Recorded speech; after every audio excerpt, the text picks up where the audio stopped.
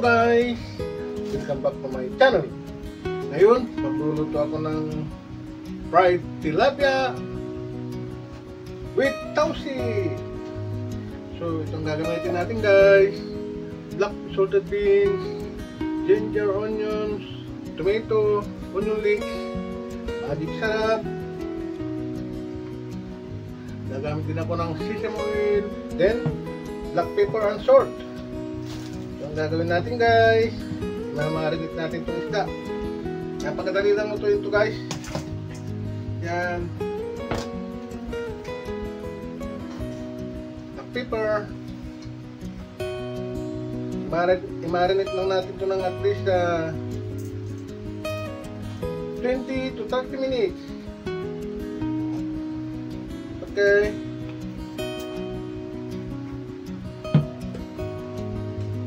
Natin ng salt.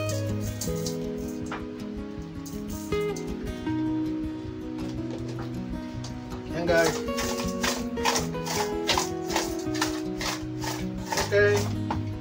Ito na guys. Ito na yung nagamarinate guys ng 30 minutes.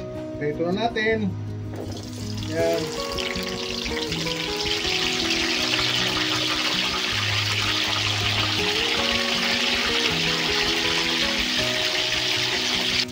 Hinaan natin ng apoy.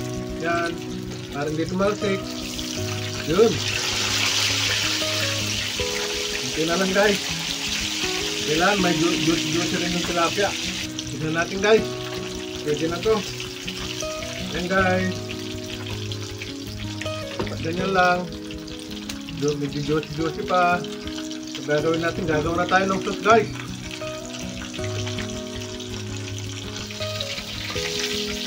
Yan. Kaya tayo ng garlic. Yan guys. Sabay na natin itong luya guys. Yan. Para masuti yung luya. Lagay na rin natin itong onion. Yan guys.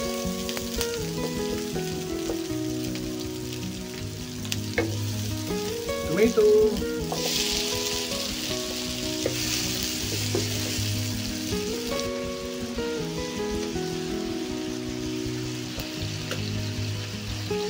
Lagyan natin ang toyo guys. Yan. 3 spoon. Lagyan natin ang oyster sauce. 2 spoon.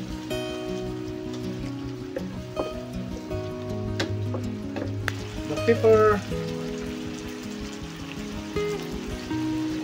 Lagyan natin itong black beans guys. Yan. Lagyan natin ng 1 glass water. Okay. Set natin guys. Okay. Lagyan na rin natin ito guys. Kulo niyan. Ayos na yan. Okay. Lagyan na rin natin ito 1 teaspoon kalamansi. Okay guys. Lagyan natin ng slurry cornstarch. Para lumapot. Dumikit yung tilapia. Okay guys.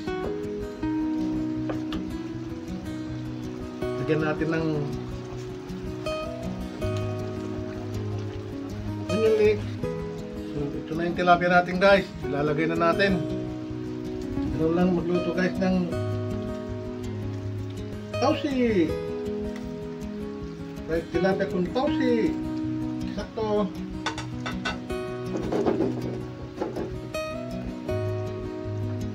Kulin lang natin siya guys.